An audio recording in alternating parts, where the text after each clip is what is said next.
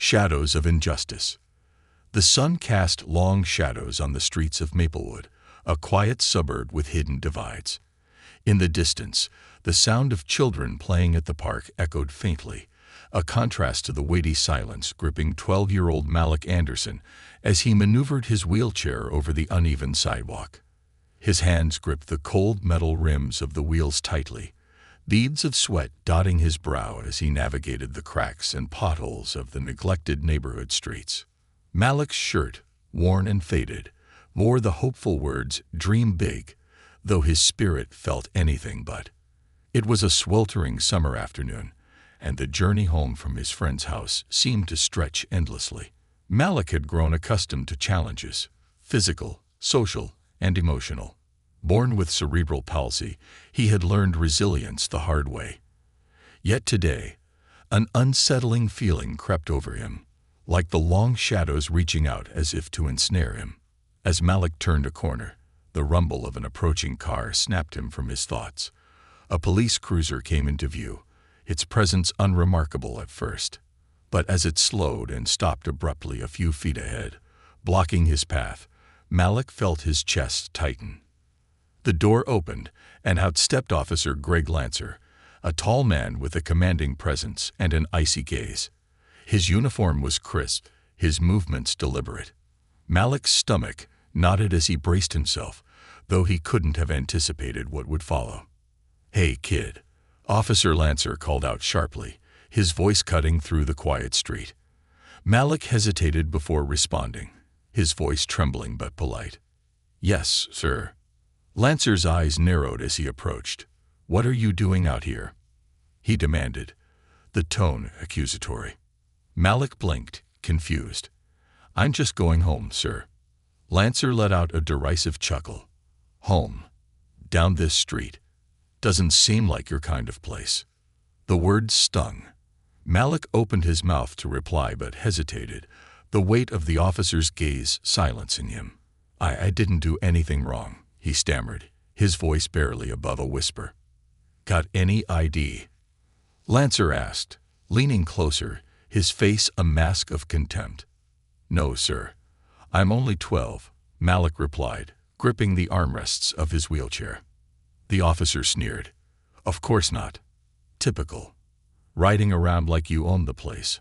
Huh." Malik's throat tightened. He had no idea how to respond. The officer's words felt more personal than professional, as though they were designed to cut deep. "Get off that thing," Lancer barked, pointing to the wheelchair. "But I can't," Malik began, panic creeping into his voice.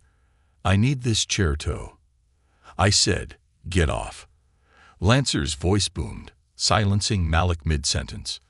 Before Malik could process what was happening, Lancer grabbed the wheelchair's handles, yanking it backward. Malik gasped as the sudden motion jolted him, nearly throwing him forward.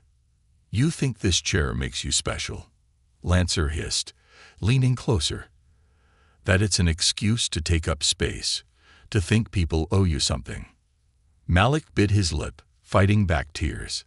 He couldn't understand why this man seemed so determined to humiliate him. All he wanted was to go home. "Your silence says it all," Lancer continued, his tone colder. "You don't belong here. You don't belong anywhere." Malik felt a lump in his throat, but he refused to let the tears fall.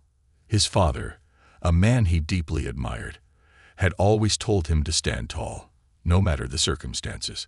Malik didn't know how to stand up in this moment, but he resolved not to let the officer see him break.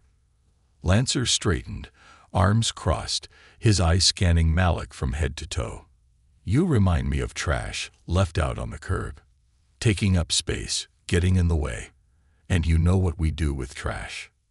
Malik didn't answer, his silence a fragile shield against the officer's venom. "We clean it up," Lancer said, his lips curling into a cruel smirk. He turned and walked back to his car. Malik exhaled shakily, thinking the encounter was over. But when Lancer returned moments later holding a thick, coarse rope, Malik's blood ran cold. "What are you doing?" Malik asked, his voice breaking. "Teaching you a lesson," Lancer replied, kneeling to tie the rope around the back of the wheelchair. Malik's hands trembled as he tried to pull away, but the officer was too strong. The rope tightened, binding the wheelchair to the rear bumper of the police car. "Please, no," Malik cried out, his voice desperate. "This isn't safe. I could get hurt." "That's the point," Lancer said, his tone dripping with malice. "Maybe you'll learn not to roll where you don't belong." As Lancer climbed into the driver's seat and started the engine, Malik's panic reached its peak. He glanced around, hoping for help, but the street was eerily empty. The sound of the car's engine revving filled the air, drowning out his pleas. The car began to move, and the wheelchair jolted forward. Malik gripped the armrests with all his strength as the wheels skidded against the pavement. The vibrations rattled his bones, each bump and crack in the road sending shocks of pain through his body. "Stop, please, stop," he screamed, but the officer only laughed, glancing back at him through the rearview mirror. "You wanted to take up space, kid. Now you've got the whole road." Malik's tears blurred his vision as he clung to the chair, his knuckles white. The road seemed endless, each second an eternity. But as fear consumed him, a flicker of determination ignited within. He would survive this. Somehow he would make it through. And someone, anyone, would hear his story. Voices in the shadows. Malik's body trembled as the police car jerked forward again, dragging his wheelchair down the rough street. The vibrations from the uneven road rattled his chair, making it harder for him to keep his grip. Every crack, every pothole, sent a jolt of pain through his spine, but the emotional agony cut deeper. His cries for help faded into the indifferent city air, swallowed by the sounds of traffic and distant chatter. Ahead, the street opened to a small intersection where a group of bystanders began to gather. Some held phones, their screens glowing as they recorded the scene unfolding before them. Malik's heart sank as he saw their faces, curious, confused, and some even amused. But not one of them stepped forward. A woman with a toddler stood near the edge of the crowd. She glanced nervously at the unfolding spectacle before her. "This is awful," she whispered to the man next to her. "Shouldn't we do something?" The man shook his head, his gaze fixed on the scene. "It's a cop. What do you want us to do? You know how this goes. If we interfere, we're the ones who'll get into trouble." The woman looked down, her grip tightening on the child's hand. Malik saw her glance at him, her lips parting as if she wanted to speak. But then she turned away, her silence louder than any words she could have spoken. The car stopped abruptly, and Malik's wheelchair lurched forward before slamming back into place. He gritted his teeth, clutching the armrests as he tried to steady himself. Officer Lancer stepped out of the car and walked casually toward him, as if this were nothing more than a routine traffic stop.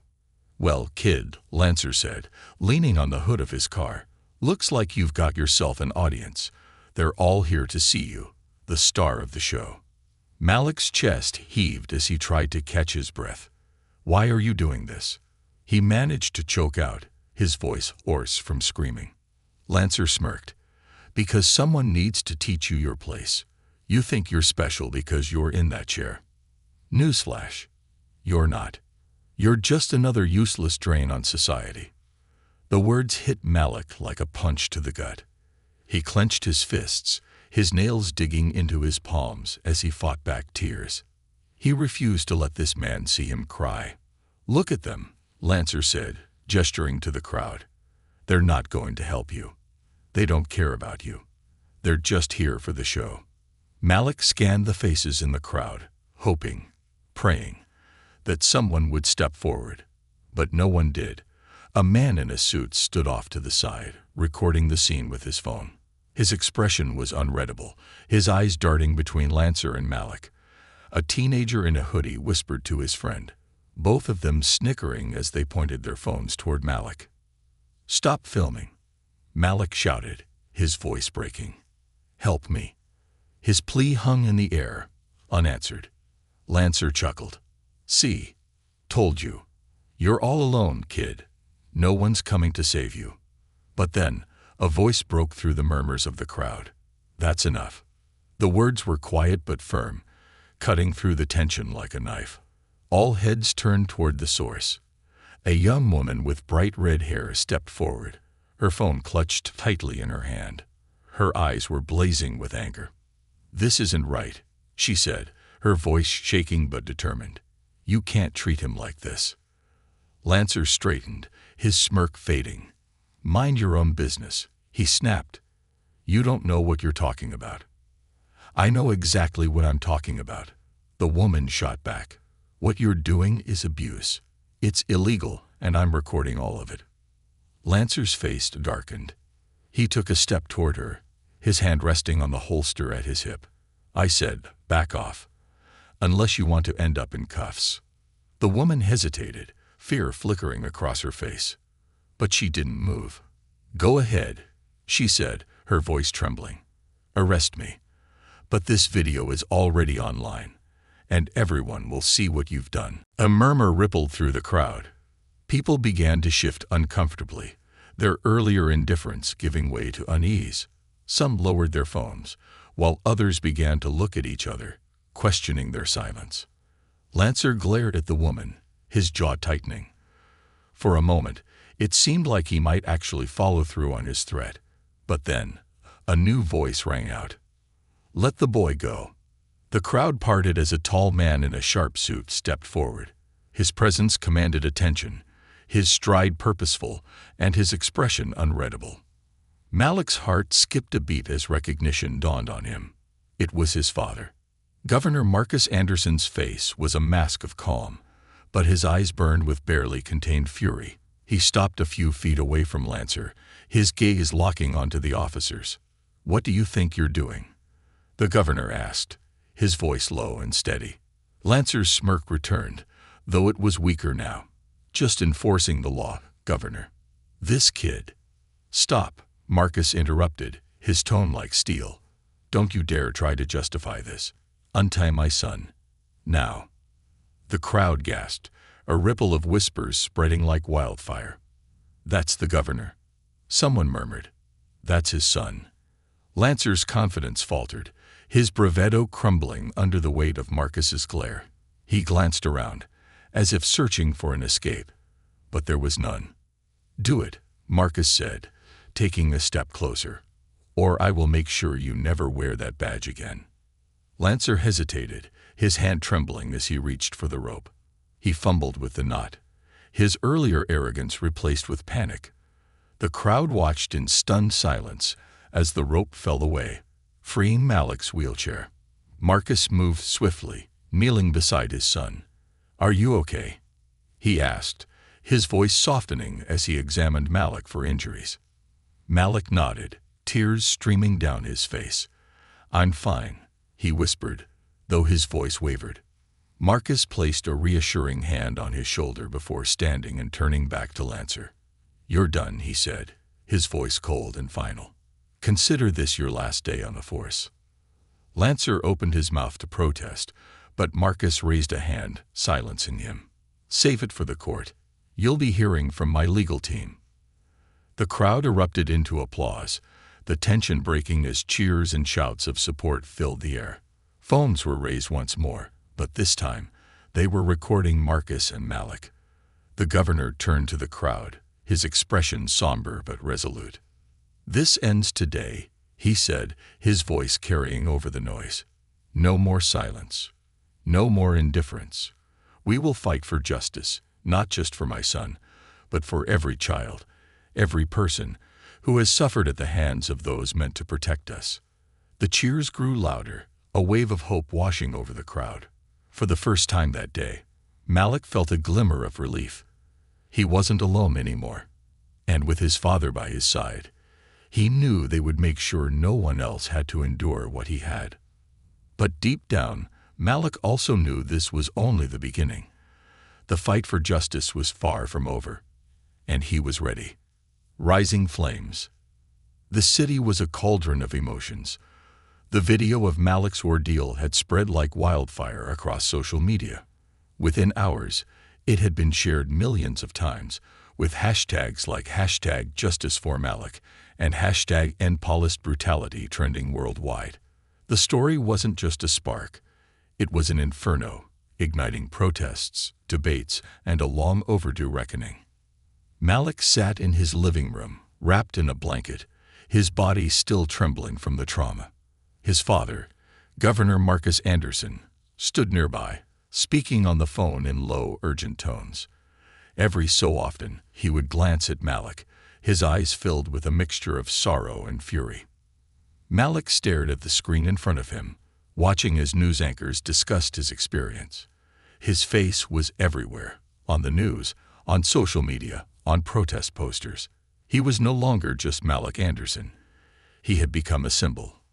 A knock at the door startled him. Marcus gestured to the security guard stationed by the entrance, who opened it to reveal a group of activists and reporters. Governor Anderson, one of the activists, began, her voice steady but impassioned. "We're here to support Malik and to demand justice. This isn't just about him. It's about every person who's suffered under a system that's supposed to protect them." Marcus nodded, his expression grave. "I appreciate your support. We need your voices, your strength. This fight isn't just mine. It's ours." Malik shifted uncomfortably in his wheelchair, overwhelmed by the attention. He had never asked to be a symbol or a catalyst for change. All he wanted was to live his life, to dream without fear, to exist without being a target.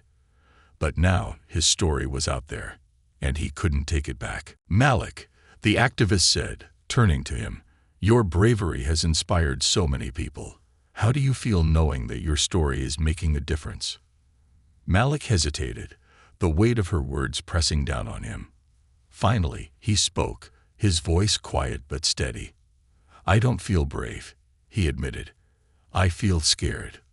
But if what happened to me can stop this from happening to someone else, then maybe it's worth it." The room fell silent, the gravity of his words sinking in. Marcus placed a reassuring hand on his son's shoulder, his grip firm and protective. "We're going to make sure your voice is heard," Marcus said. "And we're going to hold that officer accountable." Across town, Officer Greg Lancer sat in his small apartment, the blinds drawn, and the TV muted. His phone buzzed incessantly with calls and messages, but he ignored them. His name and face were plastered across every news outlet, his actions dissected and condemned by millions. He felt the walls closing in, the weight of his actions finally pressing down on him. He had never imagined that his encounter with a boy in a wheelchair would spiral into a national scandal. He had always thought himself untouchable, a cog in a system that protected its own. But now, even his fellow officers were distancing themselves, issuing statements that condemned his behavior. Lancer poured himself a drink, his hands trembling as he downed it in one gulp. The anger that had fueled him earlier now gave way to fear. His phone buzzed again, and this time, he picked it up, his jaw tightening as he saw the caller ID. "Chief," he answered, his voice hoarse.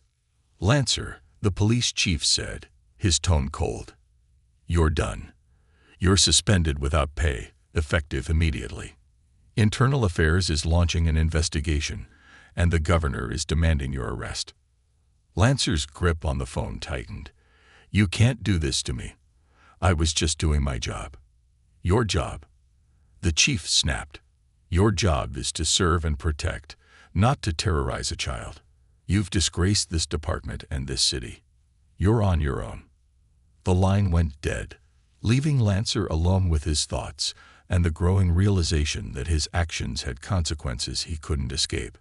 The next day, the streets of the city were alive with protests. Thousands of people marched through the downtown area, holding signs that read "Justice for Malik" and "No more police brutality." The air was thick with chants and the rhythmic beat of drums, a symphony of resistance that echoed through the streets. Malik watched the coverage from home, his emotions a mix of gratitude and guilt. He was humbled by the outpouring of support, but couldn't shake the feeling that he didn't deserve it. After all, he hadn't done anything special. He had just survived. "Do you see this, son?" Marcus said, gesturing to the TV. This is what happens when people refuse to stay silent. This is the power of unity. But what if it doesn't change anything? Malik asked, his voice trembling. What if it just happens again to someone else? Marcus knelt beside him, his eyes filled with determination. Then we keep fighting. Change doesn't happen overnight, Malik. But this is a start. And you've lit a fire that won't burn out.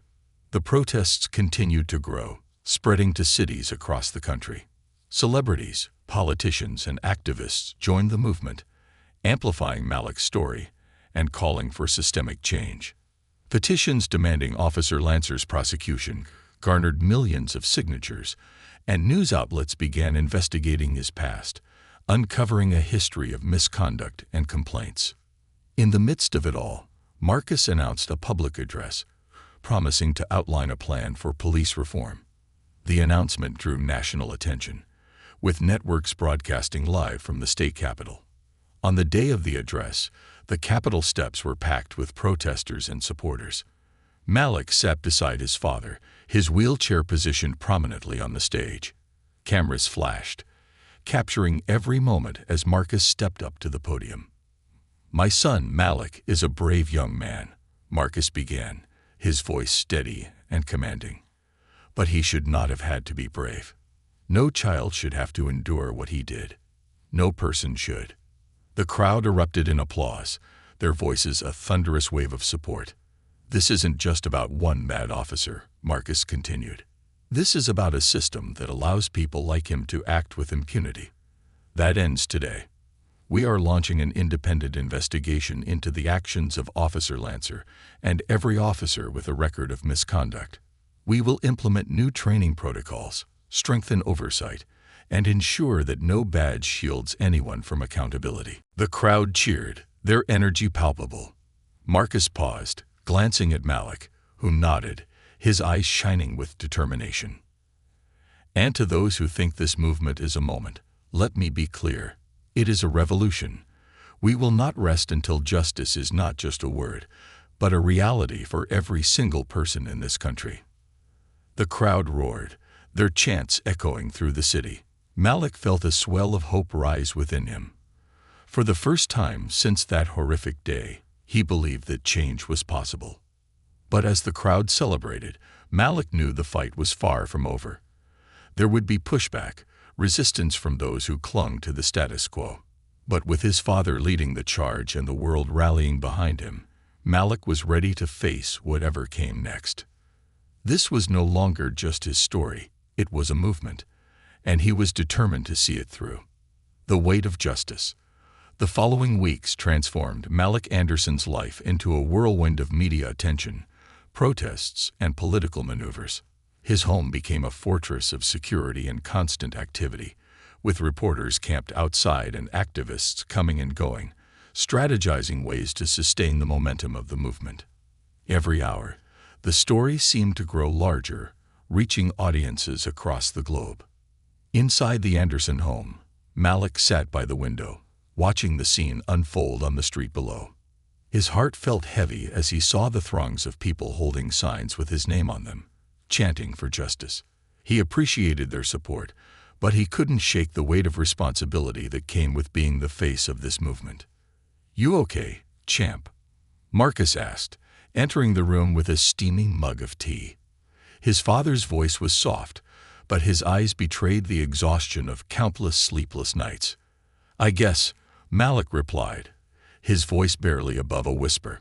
"It's just a lot." Marcus nodded, setting the mug on the table beside him. "I know it is, but you're handling it better than most adults would." Malik looked up, his eyes filled with uncertainty. "I didn't ask for this, Dad. I didn't want to be a symbol or anything.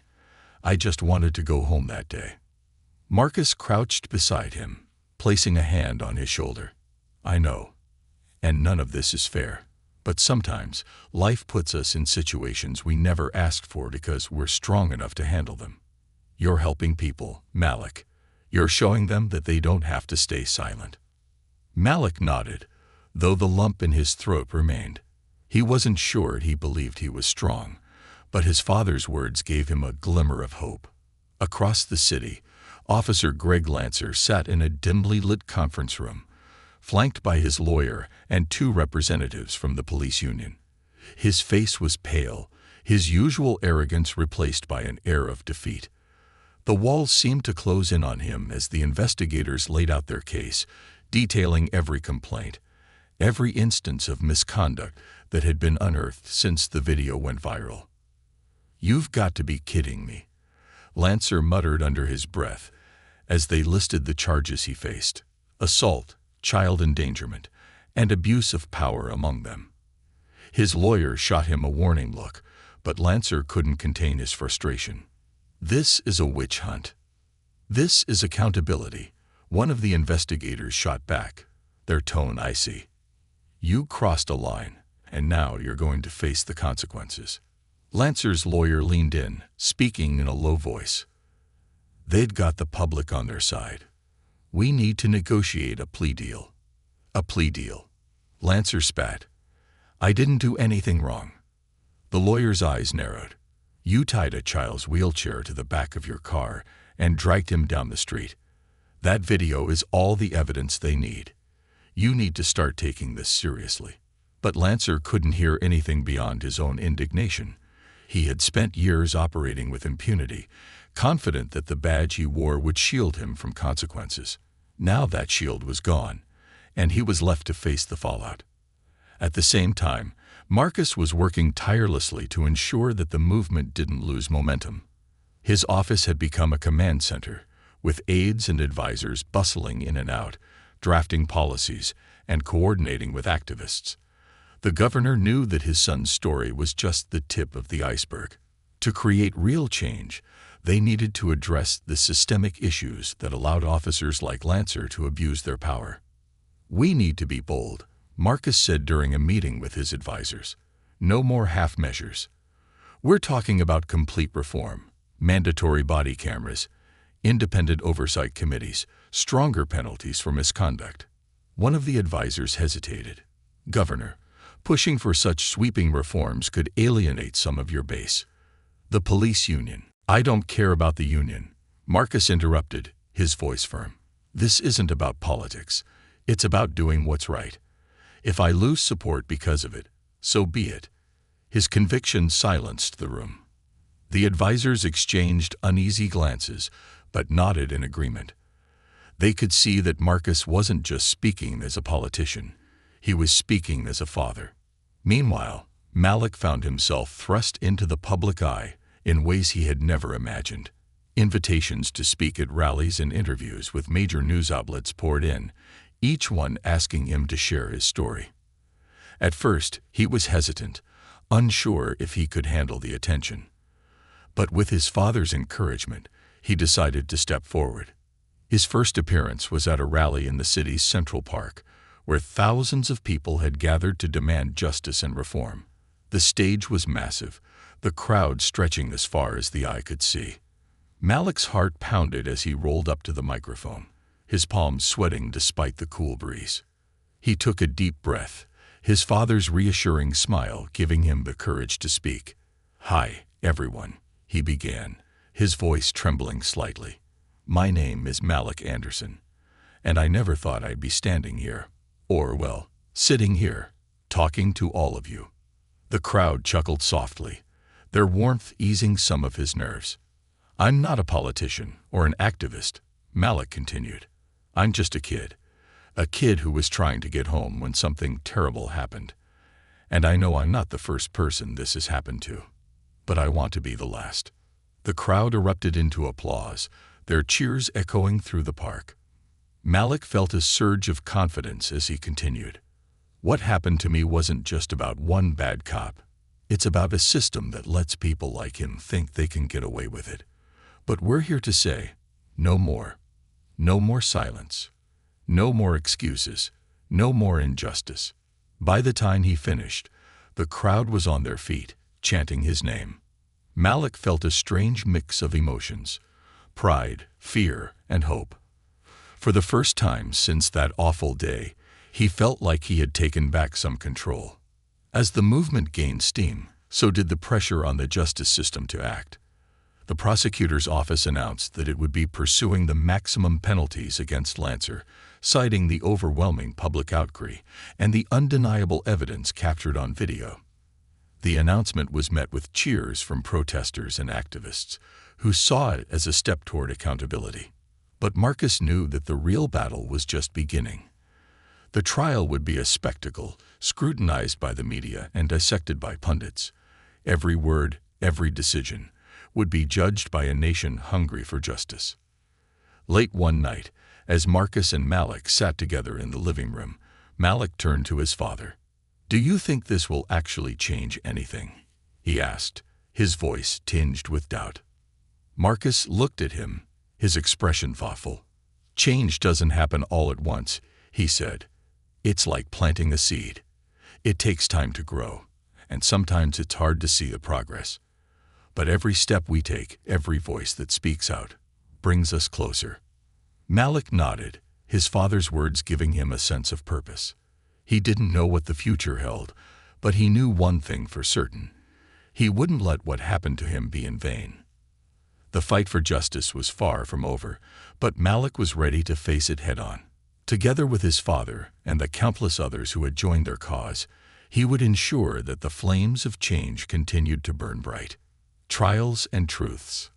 The courthouse was surrounded by an ocean of people. Protesters, reporters, and onlookers crowded the steps, their voices a symphony of determination. Signs waved in the air, demanding justice for Malik and systemic change. The courthouse itself seemed to vibrate under the weight of the collective will of the people. Inside, the courtroom was no less intense. Malik sat next to his father, his wheelchair positioned prominently in the front row. His hands rested on the armrests, his fingers twitching slightly as the tension in the room seeped into his body. Governor Marcus Anderson sat beside him, his presence a pillar of strength. "Are you ready, son?" Marcus asked quietly, leaning toward him. Malik nodded, though his stomach churned. "As ready as I can be." The door opened, and all eyes turned as Officer Greg Lancer entered, flanked by his lawyer. Lancer's usual arrogance was replaced by a tight-lipped grimace, his steps hesitant under the weight of public scrutiny. The once confident officer now looked like a man on the brink of collapse. The judge entered, and the room rose in unison. "Please be seated," the judge said, her voice calm but firm. She adjusted her glasses, her gaze sweeping over the courtroom. "This trial is not just about one incident, but about the values we uphold as a society. Let us proceed with dignity and respect." The prosecutor rose, addressing the jury with a commanding presence. "Ladies and gentlemen, today we will show you the truth of what happened on that fateful day. Officer Lancer abused his power, not just breaking the law, but shattering the trust placed in him by the community." She turned toward Malik, who held her gaze, drawing strength from her conviction. This boy, this brave young boy, was targeted, humiliated, and endangered. Today, we seek justice not just for Malik, but for every person who has ever felt powerless in the face of authority. The room buzzed with quiet murmurs, the weight of the moment settling over everyone. Lancer's lawyer stood next, his tone defensive. "We intend to prove that this was a misunderstanding. While my client's actions were unorthodox, they were not criminal. He has served this community for years, and we ask that you consider his record before passing judgment." Malik felt a surge of anger rise within him. Unorthodox. They were calling what happened to him a misunderstanding. He clenched his fists, his nails digging into his palms as he fought to stay composed. The trial unfolded over the next several days, with witness testimonies, video evidence, and heated arguments filling the courtroom. The video of Lancer tying Malik's wheelchair to his car and dragging him down the street played on a large screen, the room falling into a heavy silence as the horrifying footage filled the air. Malik watched as his own terror played out on the screen, his cries for help echoing through the courtroom. He felt exposed, vulnerable, but he also felt something else, a quiet determination to make sure no one else would ever have to endure what he had. The prosecutor called witnesses to the stand. Experts who explained the physical and psychological harm Malik had suffered, bystanders who described the incident in harrowing detail, and activists who spoke about the broader implications of Lancer's actions. When it was Malik's turn to testify, the room seemed to hold its breath.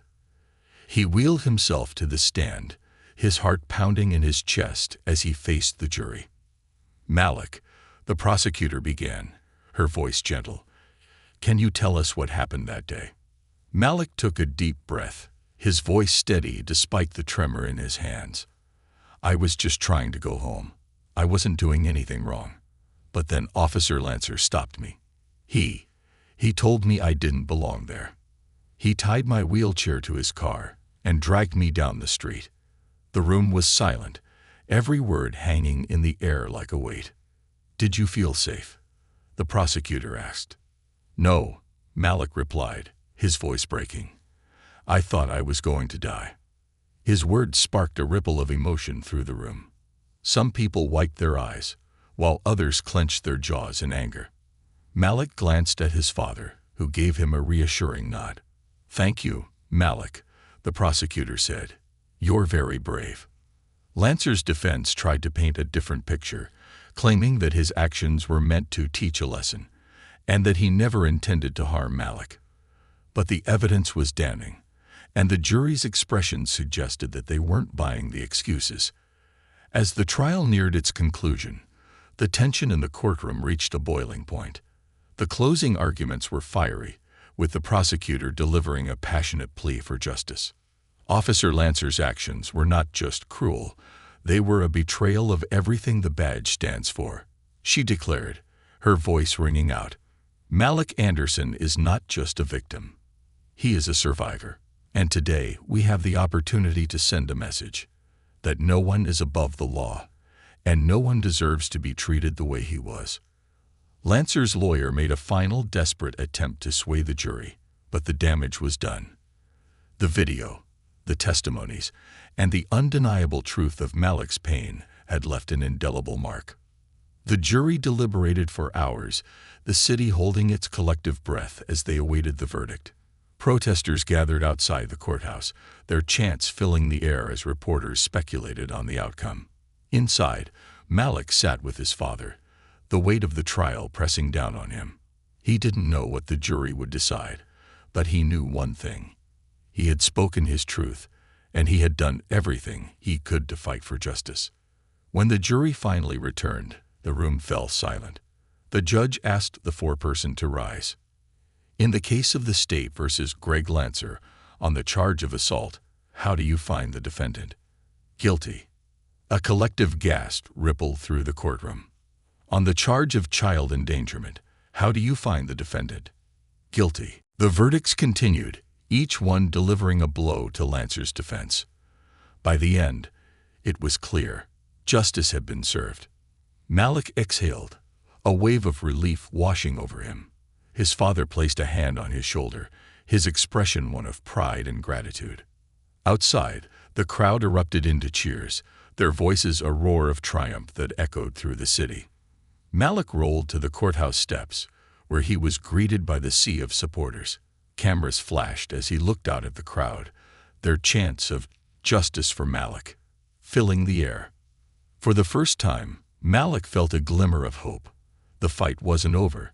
There was still so much work to be done. But this was a victory, not just for him, but for everyone who had ever been silenced, overlooked, or mistreated. As the sun set over the city, Malik raised his hand in a quiet salute to the crowd, his voice steady as he spoke into the microphone. "This is just the beginning. The dawn of change." The days following the trial were unlike anything Malik had ever experienced. The cheers outside the courthouse had reverberated across the nation, transforming a local tragedy into a pivotal moment in the fight for justice and equality. For Malik, however, the victory was bittersweet. Though Officer Greg Lancer had been convicted, the scars, both physical and emotional, remained. But so too did his resolve. Malik sat at his desk in his room, surrounded by stacks of letters and drawings sent from people across the world. Some were from children, scrawled with crayons and words of encouragement. Others were heartfelt letters from adults sharing their own stories of hardship and resilience.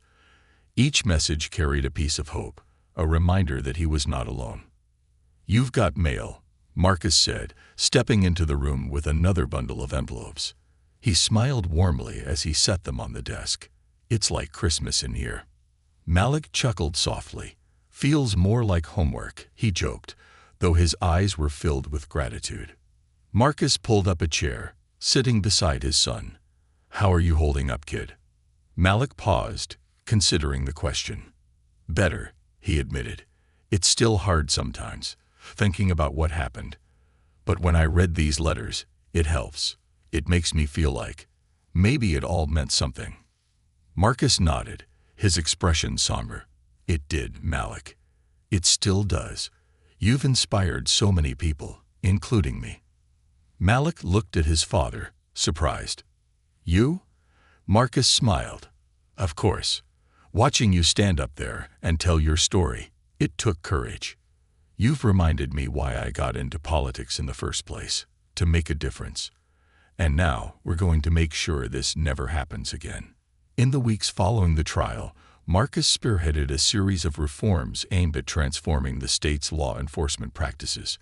He worked tirelessly, introducing legislation that would implement mandatory body cameras, create independent oversight committees, and establish stricter penalties for misconduct. The reforms were met with resistance from some corners, but Marcus stood firm, backed by a groundswell of public support. One evening, Marcus invited Malik to the state capitol for a special announcement. The grand hall was filled with reporters, activists, and community leaders, all eager to hear what the governor had to say. Malik sat in the front row, his wheelchair positioned beside the podium. Marcus stepped up to the microphone, his presence commanding. "Good evening," he began, his voice steady. "Today, we take the next step in our fight for justice and accountability. It is my honor to sign into law the Anderson Reform Act, a comprehensive set of measures designed to ensure that no one, no child, no family, ever has to endure what my son endured." He turned toward Malik, his voice softening. "Malik, this act is named after you because you had the courage to speak up, to stand against injustice, and to inspire change. You've shown us all what it means to be brave." The room erupted into applause as Marcus signed the bill into law. Cameras flashed, capturing the moment that marked a turning point in the state's history. Malik felt a swell of pride, not just for himself, but for the countless people who had rallied behind him. As the months went on, the impact of Malik's story continued to ripple outward. Schools began incorporating lessons on social justice and empathy into their curricula. Community organizations partnered with law enforcement to foster dialogue and rebuild trust. Activists used the momentum to push for similar reforms in other states, turning Malik's story into a nationwide movement. Malik, however, found himself navigating a new reality. He was no longer just a boy in a wheelchair. He was a symbol, a voice for change. Invitations poured in from schools, conferences, and advocacy groups, all asking him to share his story. At first, he was hesitant, unsure if he was ready to take on such a role. But with his father's encouragement, he decided to step into the spotlight. One of his first major appearances was at a youth leadership summit, where he addressed an audience of young people from diverse backgrounds. As he rolled onto the stage, the crowd erupted into cheers, their energy palpable. Malik took a deep breath, his nerves steadying as he began to speak. "When I was younger, I used to think that my wheelchair defined me," he said, "that it was the only thing people saw. But I've learned that who we are isn't about what we look like or what challenges we face. It's about what we do when things get hard." He paused, scanning the audience. "What happened to me was terrible, but it showed me something important, that we're stronger together. That when we speak up, when we fight for what's right, we can make a difference." The room was silent, the weight of his words sinking in. Then, one by one, the audience rose to their feet, their applause thunderous. Malik smiled, a mix of gratitude and determination in his eyes. Back at home, life slowly returned to a semblance of normalcy. Malik still had therapy sessions to attend and emotional hurdles to overcome, but he felt stronger with each passing day. He had discovered a new sense of purpose, one that went beyond his own healing. One afternoon, as he and Marcus sat on the porch watching the sunset, Malik turned to his father. "Do you think things will really change?" he asked. Marcus nodded, his expression thoughtful. "They already are, Malik. Change doesn't happen all at once, but every step forward matters. And you've taken one of the biggest steps of all." Malik looked out at the horizon, the sun casting a warm glow over the neighborhood. He still carried the scars of his ordeal, but they no longer felt like a burden. Instead, they felt like a reminder of his strength, of his resilience, and of the power of speaking out. As the sun dipped below the horizon, Malik smiled. The road ahead was long, but he was ready to face it, with his father by his side and the support of a community that refused to stay silent. He knew they could create a brighter future. This was just the beginning. A brighter tomorrow. The weeks that followed were a whirlwind of activity, but for Malik, there was a newfound sense of purpose in every step. His voice carried weight now, not because he sought fame, but because his story had struck a chord with people across the world. He became a symbol of resilience, not just for those who had been victimized, but for anyone who had ever felt powerless. One day, Malik was invited to a nationally televised town hall meeting hosted by a prominent journalist. The topic was justice, equality, and the path forward. Sitting on stage with his father and a panel of activists and legal experts, Malik felt both nervous and honored. The moderator turned to him, her tone warm but serious. "Malik, your story has inspired millions. What do you hope people take away from everything that's happened?" Malik took a moment to gather his thoughts. The cameras zoomed in, capturing his calm yet determined expression. "I want people to understand that what happened to me wasn't just about one person doing something terrible," he began. "It's about a system that allowed it to happen. A system that has hurt so many people like me." He paused, his voice steadying. "But I also want people to see that change is possible. It starts with speaking up, with standing together. We're stronger when we look out for each other, when we refuse to let fear or hate win." The audience erupted into applause, and for the first time in weeks, Malik allowed himself a small smile. He wasn't just speaking for himself anymore. He was speaking for everyone who had ever felt invisible. Back in Maplewood, the changes sparked by Malik's ordeal were already becoming visible. Police officers in the state underwent new, rigorous training programs that emphasized de-escalation, empathy, and community engagement. Independent review boards, composed of citizens and legal experts, were established to oversee complaints against officers. The changes were met with resistance in some quarters, but the momentum for reform was undeniable. Malik's name became synonymous with justice and accountability. Schools started programs inspired by his story, teaching children about fairness, respect, and the importance of standing up for what's right. Activists began using Malik's Law as a rallying cry, pushing for similar reforms in states across the country. Months later, Malik found himself back at the state capitol for another ceremony, this one celebrating the official establishment of the Anderson Foundation for Justice and Equality. The foundation, started by Marcus in Malik's honor, aimed to provide legal aid, support for victims of discrimination, and scholarships for underprivileged youth. Malik spoke briefly at the event, his voice carrying the quiet strength that had become his signature. "This foundation isn't about me," he said. "It's about all of us. It's about making sure that no one else has to go through what I did. It's about turning pain into progress." The crowd gave him a standing ovation. But what meant the most to Malik was seeing the faces of the children in the audience, kids who looked at him with hope in their eyes, kids who believed that the world could be better because of his fight. That night, Malik and Marcus returned home to a quiet evening together. They sat on the porch, the stars twinkling above them. their soft light illuminating the peaceful street below. "You did good, son," Marcus said, his voice filled with pride. "You've made a difference." Malik smiled, his gaze fixed on the horizon.